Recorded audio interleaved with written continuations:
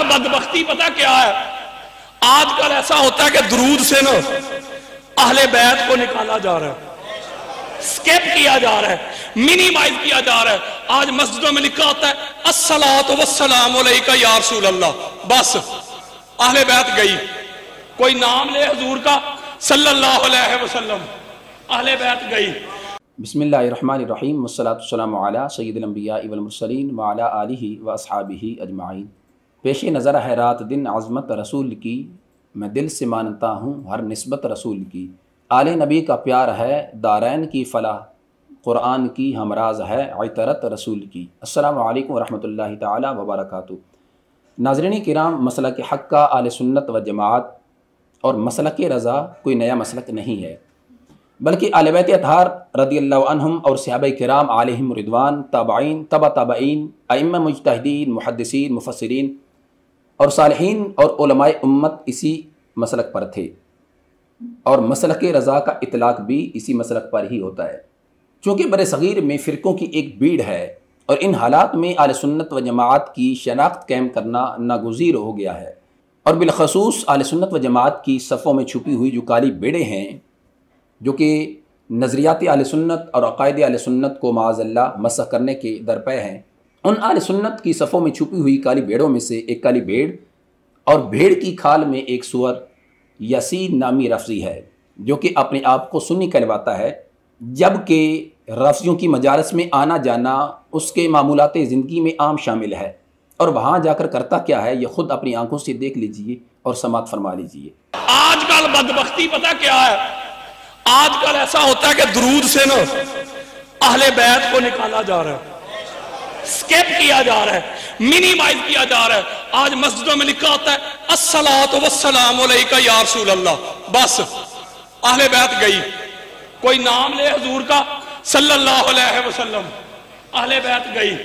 جی ناظرین کرام، آپ نے سماعت فرمایا، موصوف دعویٰ کر رہا تھا کہ آج کل درود شریف سے اہل بیت اطہار رضی اللہ تعالیٰ عنہم کو نکالا جا رہا ہے۔ دلیل کیا دی ہے کہ الصلاۃ والسلام علیکہ یا سیدی یا رسول اللہ صلی اللہ علیہ وسلم، اس کے اندر سے آل پاک کا ذکر نکال دیا گیا معاذ اللہ، جبکہ اس موصوف نے مکمل درود شریف نہیں پڑھا کہ الصلاۃ والسلام علیکہ یا سیدی یا رسول اللہ وعلی آلکہ واصحابک یا سیدی یا حبیب اللہ صلی اللہ علیہ وسلم۔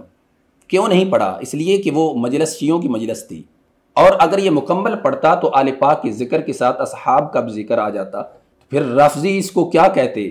جو اس کا مقصد تھا وہ پورا نہ ہوتا۔ تو اس نے مازداد لینے کے لیے اور اپنے آپ کو یہ باور کروانے کے لیے، اپنے آپ کو یہ شو کروانے کے لیے کہ میں تمہارا ہوں، اب اس شخص سے، اس رفضی سے کوئی بندہ پوچھے کہ سنیوں کی جس مسجد میں تو سنی بن کر رفضیت کو پروموٹ کر رہا ہے، کہ اس مسجد میں درود شریف صرف اتنا ہی لکھا ہوا ہے جتنا کہ تو کہہ رہا ہے؟ جبکہ ایسا نہیں ہوگا۔ اگر تو وہ اہل سنت و جماعت حنفی مسلک کی ہے تو اس کے اندر مکمل درود شریف لکھا ہوگا الصلاۃ والسلام علیکہ یا رسول اللہ وعلی آلکہ واصحابک یا سیدی یا حبیب اللہ صلی اللہ علیہ وسلم۔ کیونکہ سنی وہ سنی ہی نہیں ہے جو کہ سرکار دو عالم نور مجسم شفیع معظم صلی اللہ علیہ وسلم کی ذات پر درود و سلام بھیجتا ہو، لیکن آل پاک پر وہ درود نہ بھیجتا ہو، وہ سنی ہو ہی نہیں سکتا۔ کیونکہ میں وہ سنی ہوں جمیل قادری، مرنے کے بعد میرا لاشا بھی کہے گا الصلاۃ والسلام علیکہ یا رسول اللہ وعلی آلکہ واصحابک یا سیدی یا حبیب اللہ۔ تو ناظرین کرام، اسی طرح اس رافضی نے آج ایک اور خیانت عظیمہ سے کام لیتے ہوئے دروغ گوئی، کذب بیانی اور بہتان بازی اور الزام تراشی سے کام لیا ہے۔ قبل اس کے کہ میں اس کی کذب بیانی کا آپ کے سامنے پردہ چاک کروں، یہ بات آپ اچھی طرح ذہن نشین کر لیجیے گا کہ قرآن سنت کی تصریحات کے مطابق انبیاء کرام علیہ السلام اور فرشتوں کے علاوہ کوئی بھی معصوم نہیں ہے، جیسا کہ علامہ تفتزانی علیہ الرحمہ نے شرح عقائد نصفیہ کے اندر صفحہ نمبر 306 پر یہ تعریف فرمایا ہے کہ ان الانبیاء علیہ السلام معصومون، کہ انبیاء کرام علیہ السلام معصوم ہیں، معصوم عن الخطا ہیں۔ اور اسی طرح شرح عقائد نصفیہ شرح نبراس جامع المعقول والمنقول علامہ عبدالعزیز پرہروی رحمہ اللہ تعالیٰ نے یہ لکھا ہے صفحہ نمبر 287 پہ 287، فرماتے ہیں کہ الملائکۃ عباد اللہ تعالی العاملون بامرہ یرید انہم معصومون. اور اسی طرح ملا علی قاری علیہ رحمہ نے منح الروض الازہر فی شرح فقہ الاکبر اس کے صفحہ نمبر 56 پر یہ تحریر فرمایا ہے کہ الانبیاء علیہم السلام کلہم منزہون ای معصومون. اور اسی طرح امام اہل سنت مجددین ملت پروانہ شمع رسالت الشاہ امام احمد رضا خان فاضل بریلوی قدس سر العزیز نے فتاوی رضویہ شریف کی جلد نمبر 14 صفحہ نمبر 187 پر یہ تحریر فرمایا ہے کہ بشر میں انبیاء کرام علیہ السلام کے سوا کوئی بھی معصوم نہیں. اور خلیفہ اعلی حضرت مفتی محمد امجد علی اعظمی رحمہ اللہ تعالی صاحب بہار شریعت نے بہار شریعت کی جلد نمبر 1 صفحہ نمبر 38 پہ یہ لکھا ہے. فرماتے ہیں کہ نبی کا معصوم ہونا ضروری ہے اور عصمت نبی اور فرشتے کا خاصہ ہے، یعنی نبی اور فرشتے کے سوا کوئی معصوم نہیں. تو انبیاء کرام علیہ السلام اور ملائکہ کے علاوہ کسی کو بھی معصوم عن الخطا ماننا یہ گمراہی و بددینی ہے. قرآن سنت کی تصریحات یہی ہے اور یہی اہل سنت و جماعت کا موقف ہے جو کہ 14 صدیوں سے چلا آ رہا ہے. اب یہ موصوف تو کہہ رہا تھا کہ جی کوئی ایک ایسا بزرگ دکھا دیں کہ جس نے یہ لکھا ہو. چونکہ وقت مختصر ہے اس کے اندر یہ چند حوالہ جات پیش کیے ہیں.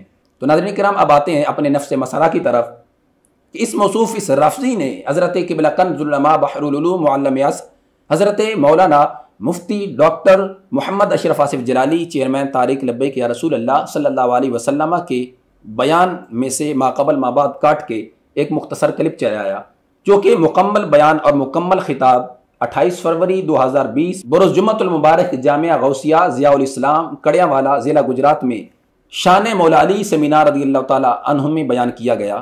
اور ٹاپک کیا تھا؟ محبت اہل بیت اطہار رضی اللہ عنہم کی فرضیت اور محبت اہل بیت اطہار رضی اللہ عنہم کی شرائط، کہ اہل بیت اطہار رضی اللہ عنہم کی محبت کتنی ضروری ہے، کتنی لازم ہے اور اس کی شرائط کیا ہیں، جو کہ تقریباً 2 گھنٹوں پر مشتمل تھا، جو کہ قرآن سنت سے دلائل پیش کیے گئے. اور اس کے اندر حضرت قبلہ کنز العلماء دامت برکاتہم العالیہ نے آیا کریمہ پیش کرتے ہوئے فرمایا انما یرید اللہ لیذھب عنکم الرجس اہل البیت ویطہرکم تطہیرا. یہ آیا کریمہ پیش فرمائی اور فرمایا کہ اس آیا کریمہ کے تحت تاجدار گولڑا حضرت پیر سید میر علی شاہ صاحب رحمہ اللہ تعالیٰ نے یہ لکھا ہے اپنی کتاب تصفیہ ما بین السنی و شیعہ کے اندر کہ لفظ تطہیر کا معنی اہل سنت کے نزدیک اور ہے اور روافظ کے نزدیک اور ہے. یعنی روافظ انبیاء کرام علیہ السلام کے علاوہ اور فرشتوں کے علاوہ 5 تن پاک اور 14 اماموں کو معصوم مانتے ہیں، جبکہ اہل سنت و جماعت کا جو 14 صدیوں سے موقف چلا آ رہا ہے وہ یہی ہے کہ انبیاء کرام علیہ السلام اور فرشتوں کے علاوہ کوئی بھی معصوم نہیں ہے. یعنی 5 تن پاک محفوظ عن الخطا ہیں کہ اللہ تبارک و تعالی جل جلالہ کی ذات اگر انہیں خطا سے محفوظ رکھے تو اس کی شان ہے، لیکن ہم ان کو معصوم نہیں کہہ سکتے. اور انبیاء کرام علیہ السلام اور فرشتوں کے علاوہ کسی کو بھی، کسی ولی، کسی امام کو معصوم عن الخطا جاننا یہ گمراہی و بددینی ہے. تو اس یاسین رافضی نے انتہائی خیانت سے کام لیتے ہوئے اپنی سابقہ کبھی روایات کو برقرار رکھتے ہوئے اپنی جبلت خبیثہ کا اس نے اظہار کیا کہ مکمل بیان اس نے نہیں چلایا اور مختصر جو کہ تقریباً 24 سیکنڈ پہ مشتمل ہے وہ اس نے چلایا ہے. پہلے وہ آپ سماعت فرما لیجئے، پھر اس کے بعد میں مکمل آپ کو وہ سنواؤں گا جس کے اندر حضرت قبلہ قائد اہل سنت دامت برکاتہم العالیہ نے تاجدار گولڑا حضرت پیر سید میر علی شاہ صاحب رحمہ اللہ تعالیٰ کی کتاب تصفیہ ما بین السنی و شیعہ کا حوالہ پیش کیا ہے اور اس کی وضاحت کی ہے. یعنی یہ فرمایا کہ مسئلہ باغ فدق میں یہ روافظ تم دلیل نہ بناؤ کہ معصوم تھی تو مانگنا ہی حق کی دلیل ہے. فلانی خطا کا امکان تھا اور خطا پر تھیں، جب مانگ رہی تھیں خطا پر تھیں، لیکن جب آگے سے حدیث آئی تو ان کی یہ شان ہے کہ جن کے جگر کا ٹکڑا ہے ان کی حدیث سن کے سر تسلیم خم کر لیا.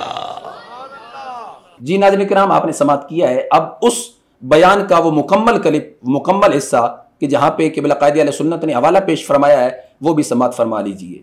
یہ پیر میر علی شاہ صاحب رحمۃ اللہ علیہ یہ تصفیہ ما بین سنی و شیعہ، یہ جتنے سادات کو آج تکلیف ہو جاتی ہے میرا ان سے یہ چیلنج ہے کہ وہ پیر مہر علی شاہ کو تو سید مانتے ہیں نا، یہ چھوٹی سی کتاب پر ہی آ کے ہمارے ساتھ بات کر لے۔ اگر ہم محب اہل بیت نہیں تو پھر پیر مہر علی شاہ بھی محب اہل بیت نہیں۔ اگر ہم محب اہل بیت نہیں تو پھر یہ کشف المحجوب والے گنج بخش بھی محب اہل بیت نہیں۔ کشف المحجوب پہ آ جائیں۔ اگر کوئی تم میں سے یہ سمجھے نا کہ ہم ان کے میرٹ پہ پورا اتر جائیں، روافض بھی ہمیں محب اہل بیت مان لیں، تو آپ کبھی نہیں اتر سکتے اس وقت تک جب تک کہ جہنمی نہ بنے۔ یہ ہمارے یہاں ائمہ نے لکھا، کیونکہ ان کی ہر بات میں فرق ہے۔ اب آیت تطہیر میں حضرت پیر سیدنا مہر علی شاہ صاحب رحمۃ اللہ علیہ اس بات کو آگے بڑھاتا ہوں اور ان لوگوں کو دعوت فکر دیتا ہوں کہ اپنے بڑوں کی تو پڑھو۔ ہمارا صرف یہی قصور ہے کہ ہم نے ان کو پڑھا ہے اور ان کے حوالے ہر جگہ پہ دیتے ہیں۔ یہاں مسئلہ باغ فدق پر سیدنا پیر مہر علی شاہ صاحب رحمۃ اللہ علیہ نے لکھتے لکھتے ایک دلیل کا جواب دیا جو روافض کی دلیل تھی۔ روافض نے کہا کہ سیدہ فاطمہ رضی اللہ تعالی عنہا کا مانگ لینا، دعویٰ کرنا کہ یہ میرا ہے، بس یہی کافی تھا۔ ابو بکر صدیق رضی اللہ تعالی عنہ جو بھی کر لیں آگے سے وہ کچھ نہیں کر سکتے۔ کیوں؟ روافض نے کہا انہیں چادر تطہیر حاصل ہے اور صدیق اکبر کو چادر تطہیر حاصل نہیں ہے، اور چادر تطہیر کا مطلب معصوم ہونا ہے، اور معصوم غلطی نہیں کرتا۔ تو پھر حضرت فاطمہ رضی اللہ تعالی عنہا کا دعویٰ تو اس آیت سے ثابت ہو گیا۔ اب دیکھو لوگ کہتے ہیں تم بھی مان جاؤ تو فرق کیا پڑے گا؟ اب پیر مہر علی شاہ صاحب سے کہا گیا آپ بھی تطہیر والا یہ معنی مان جائیں۔ آپ نے فرمایا میں کیوں مانوں یہ معنی، اگرچہ بات میری امی جان کی ہو رہی ہے لیکن ہم نے وہ ماننا ہے جو قرآن نے بتایا ہے۔ اب لفظ غور سے سنو، ایک ہے تطہیر کا معنی روافض کے ہاں معصوم ہونا کہ ان سے غلطی کا امکان ہی نہیں، اور دوسرا ہے تطہیر کا معنی اہل سنت کے نزدیک کہ غلطی کا امکان تو ہے لیکن رب نے حفاظت فرما دی ہے۔ لفظ سنیں، فرماتے ہیں کہ اس موضوع پر ایک اور دلیل جو فریق کے مخالف کی طرف سے دی جاتی ہے وہ یہ ہے کہ اللہ تعالیٰ نے بموجب آیت تطہیر اہل بیت علیہم رضوان کو پاک گردانا ہے، لہٰذا سیدۃ النساء رضی اللہ تعالی عنہا فدق کا دعویٰ کرتے ہوئے کسی ناجائز امر کی مرتکب نہیں ہو سکتی۔ یعنی جب وہ معصوم ہیں تو وہ ناجائز بول کیسے سکتی ہیں؟ یہ روافض کی دلیل ہے۔ کہتے ہیں اس دلیل کا تفصیلی جواب آگے چل کر آیت تطہیر کی فصل میں دیا جائے گا، یہاں اتنا کہہ دینا کافی ہے۔ یہ اگلے جملے جو ہے نا، میں بولوں کوئی بھی آج کا بولے تو دوسری طرف سے فوراً کہا جائے گا ان کے دل میں کوئی مروڑ ہے، اور یہ بول رہے ہیں پیر مہر علی شاہ صاحب، تو پتہ چلا مروڑ کا مسئلہ نہیں، شریعت کی حفاظت کا مسئلہ ہے۔ کیا وضاحت کی؟ فرمایا تطہیر کا معنی جو وہ لیتے ہیں وہ غلط ہے، تطہیر کا معنی جو سنی لیتے ہیں وہ صحیح ہے۔ اب سنی معنی لیتے ہیں اس سے پھر اب فرق کیا نکلے گا؟ کہتے ہیں کہ آیت تطہیر کا مطلب ہرگز یہ نہیں، ہرگز یہ نہیں، یہ نہیں کہ یہ پاک گروہ معصوم ہے، سرکار کے علاوہ جو 4 تن ہیں 5 تن میں، کہ یہ پاک گروہ معصوم ہے۔ پیر مہر علی شاہ فرما رہے ہیں آیت تطہیر کا ہرگز یہ مطلب نہیں، تطہیر ہے مگر یہ معصوم نہیں. کیوں؟ معصوم صرف رب کے نبی ہیں انسانوں میں. تطہیر کا جو معنی رب نے دیا وہ بھی بڑی شان ہے، لیکن تطہیر کا یہ مقصد نہیں کہ انہیں نبیوں کے ساتھ ملایا جائے. نبی معصوم ہیں انسانوں میں. اور یہ فرمایا کہ آیت تطہیر کا مطلب ہرگز یہ نہیں کہ یہ پاک گروہ معصوم ہیں اور ان سے کسی قسم کی بھی خطا کا سرزد ہونا ناممکن ہے. یہ مطلب نہیں. خطا کا سرزد ہونا ممکن ہے. یہ پیر میر علی شاہ صاحب تطہیر کا مطلب بتا رہے ہیں کہ خطا کا سرزد ہونا ممکن ہے. تو پھر فرماتے ہیں اس کا یہ مطلب ہے کہ اگر بمقتضائے بشریت ان سے کوئی خطا سرزد بھی ہو تو وہ عفو و تطہیر الہی میں داخل ہوگی. رب عفو کر دے گا. یہ نہیں کہ خطا ممکن ہی نہیں رہی. لہذا فرماتے ہیں سیدۃ النساء رضی اللہ تعالی عنہا کی تحریک اور سلسلہ جنبانی نے ہم کو سمجھا دیا کہ آیت یوصیکم اللہ فی اولادکم للذکر مثل حظ الانثیین میں خطاب امت کی طرف ہے، اور خلفائے ثلاثہ کے علاوہ اہل بیت پاک علیہم الرضوان نے بھی باغ فدق کے غیر مورث ہونے کو اپنے عمل سے ثابت کر دکھایا، اور سارے عالم پر واضح ہو گیا، سارے جہان پر، کہ جناب سیدۃ النساء رضی اللہ تعالی عنہا بھی بوجہ بدعت الرسول علیہ السلام ہونے کے ابدیت محضہ کی وارث ہیں، اور اپنے والد ماجد علیہ السلام کی طرح ان کی عالی اور پاک شان بھی ملکیت کے دھبا اور خدائی فیصلے پر ناراضگی کے نقص سے منزہ اور پاک ہے. یعنی یہ فرمایا کہ مسئلہ باغ فدق میں یہ روافض تم دلیل نہ بناؤ کہ معصوم تھی تو مانگنا ہی حق کی دلیل ہے. پرانی خطا کا امکان تھا اور خطا پر تھیں، جب مانگ رہی تھیں خطا پر تھیں، لیکن جب آگے سے حدیث آئی تو ان کی یہ شان ہے کہ جن کے جگر کا ٹکڑا ہے ان کی حدیث سن کے سر تسلیم خم کر لیا.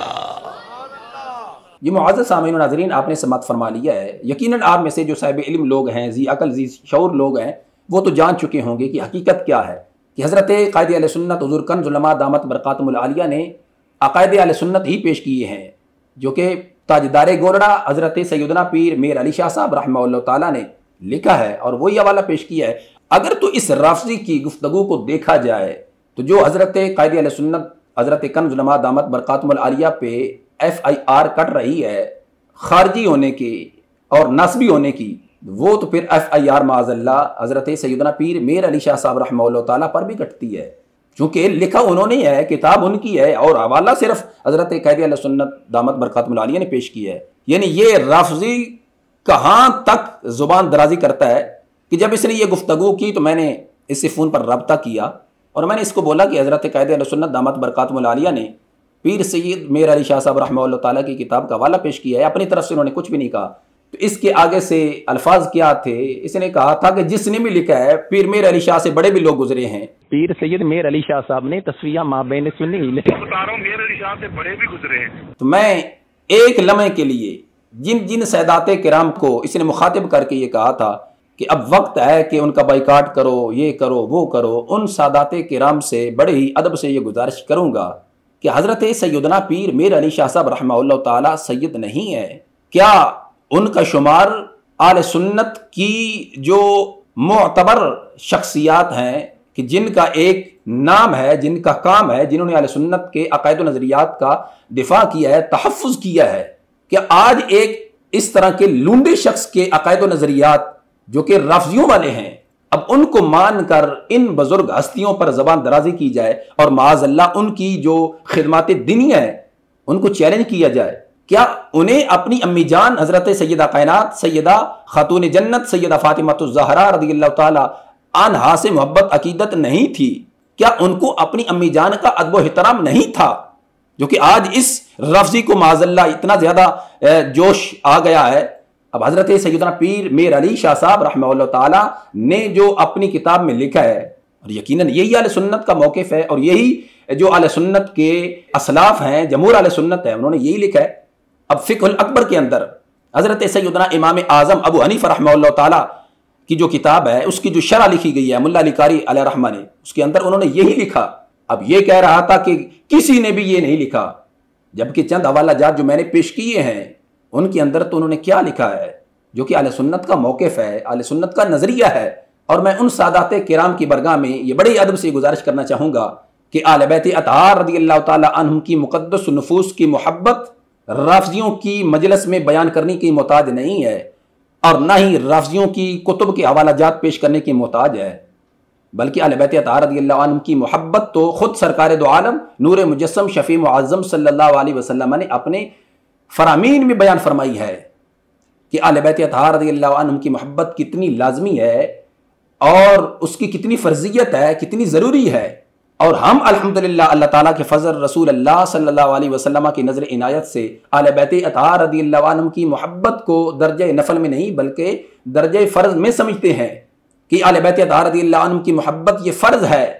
کتنی فرض ہے، کس قدر لازمی ہے، کتنی ضروری ہے، یہ خود سماعت فرما لیجئے. محبت اہل بیت رضی اللہ تعالی عنہم کی فرضیت پر گفتگو مختصر کرتے ہوئے بات آگے بڑھاتا ہوں.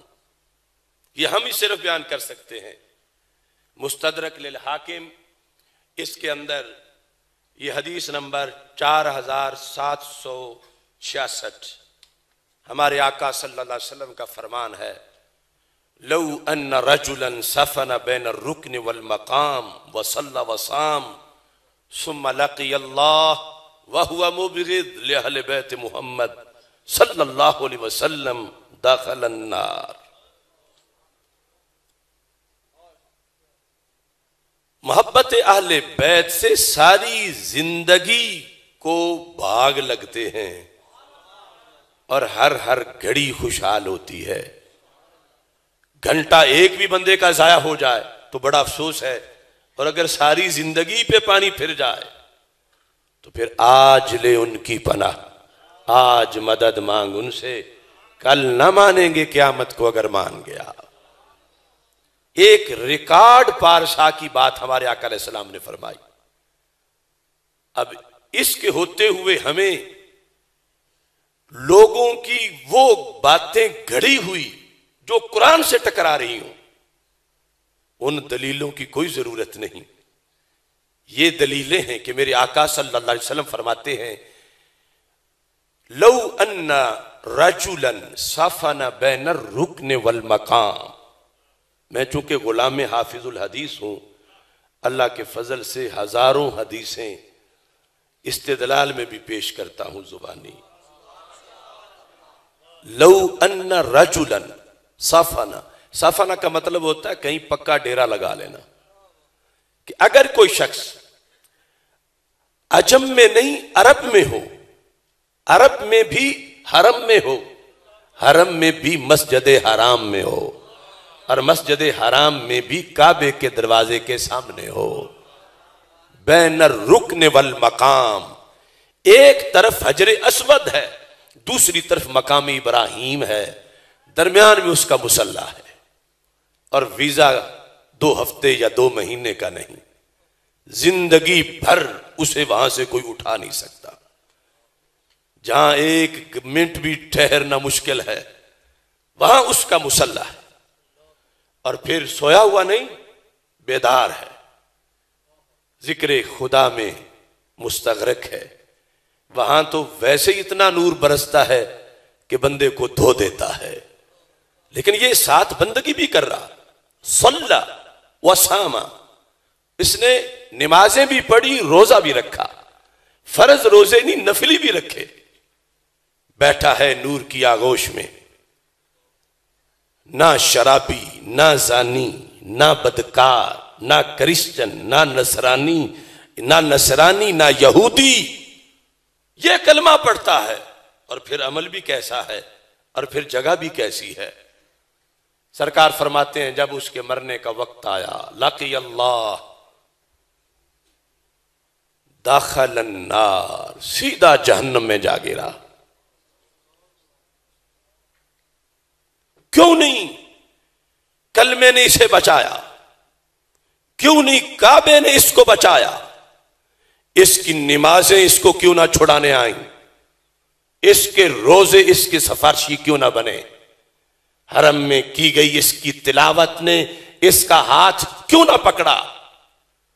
ہمارے آقا صلی اللہ علیہ وسلم فرماتے ہیں بس ایک ہی حکم تھا، ساری زندگی رہا حرم میں، ساری زندگی رہا انوار و تجلیات کی برسات میں، نمازی بھی رہا روزے دار بھی رہا، لیکن وَهُوَ مُبْغِضٌ لِأَهْلِ بَيْتِ محمد صلی اللہ علیہ وسلم.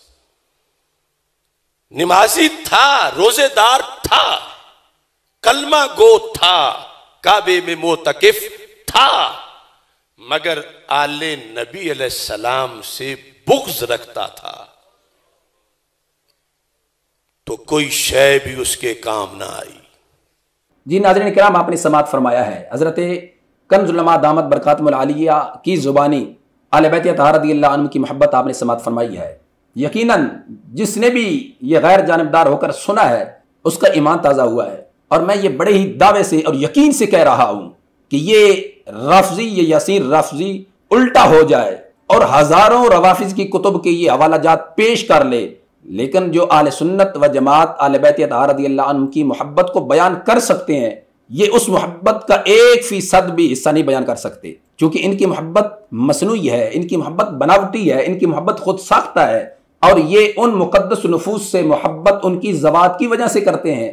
جبکہ اہل بیت اطہار رضی اللہ عنہ کی محبت کی شرائط میں سے ایک شرط یہ بھی ہے کہ ان مقدس نفوس سے، وہ صحابہ کرام علیہم رضوان ہوں یا اہل بیت اطہار رضی اللہ عنہم کی مقدس نفوس ہوں، ان سے محبت ان کی ذوات کی وجہ سے نہیں بلکہ سرکار دو عالم نور مجسم شفیع معظم صلی اللہ علیہ وسلم کی ذات سے نسبت کی وجہ سے کی جائے، جو کہ الحمدللہ اہل سنت و جماعت ان سے محبت سرکار دو عالم صلی اللہ علیہ وسلم کی ذات سے نسبت ہونے کی وجہ سے محبت کرتے ہیں اور اپنے ایمان کا حصہ سمجھتے ہیں.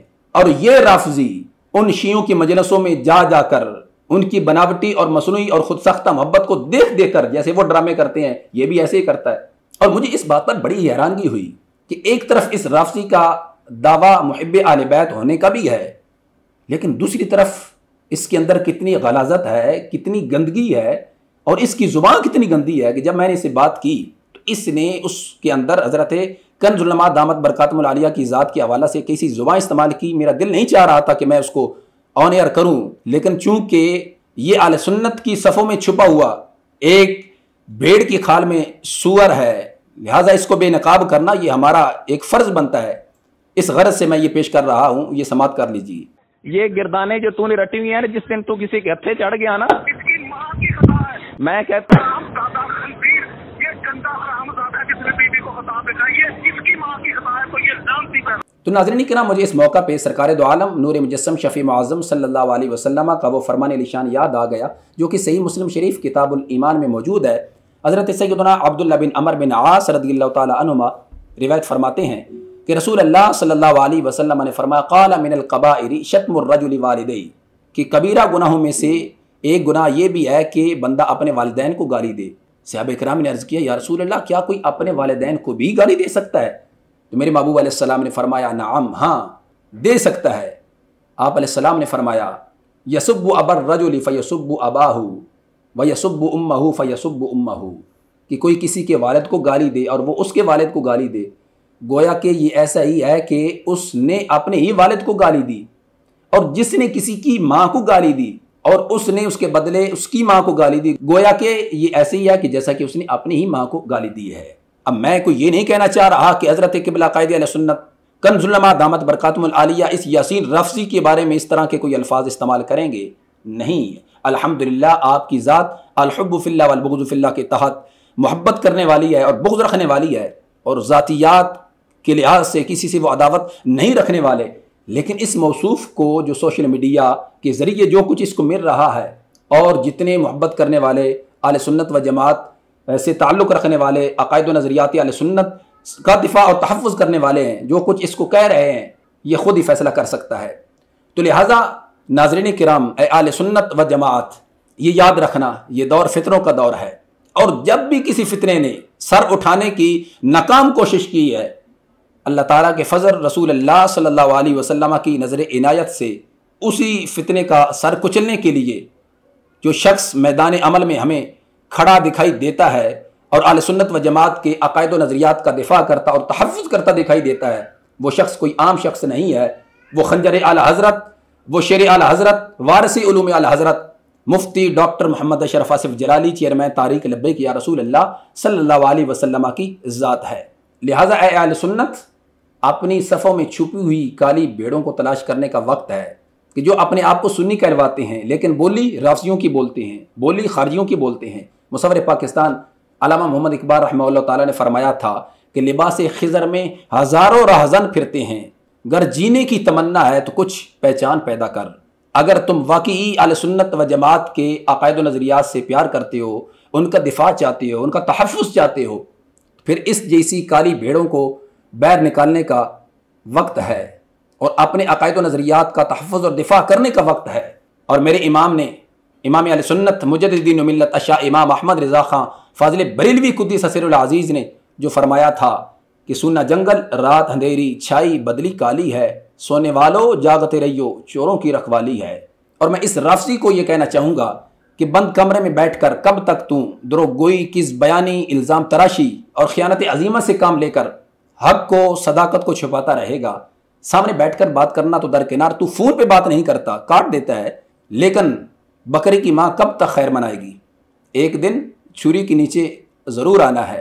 اور میں آخر میں پاکستان کے مقتدر اداروں سے یہ کہنا چاہوں گا کہ اس شر پسند کو لگام کیوں نہیں ڈالی جاتی کہ جو رافضیت کا وائرس پھیلا رہا ہے اور نظریات اہل سنت، جمہور اہل سنت سواد اعظم کی جو 14 صدیوں کی تاریخ ہے اس کو چیلنج کر رہا ہے، اس کو کیوں نہیں لگام ڈالی جاتی؟ اگر اس کے اندر زیادہ ہی رافضیت سرایت کر گئی ہے اور رافضیت کے جراثیم زیادہ ہی اس کے اندر جوش مر رہے ہیں، تو ہمارے پاس بھی اللہ کے فضل، رسول اللہ صلی اللہ علیہ وسلم کی نظر عنایت سے صدیقی، فاروقی، عثمانی سپرے موجود ہے۔ ایک دفعہ کرنے کی ضرورت ہے۔ اصحاب نبی کے چرچے سے جو بغض کی آگ میں جلتے ہیں، ہم رضی اللہ کی پھواروں سے وہ جلتی آگ بجھائیں گے۔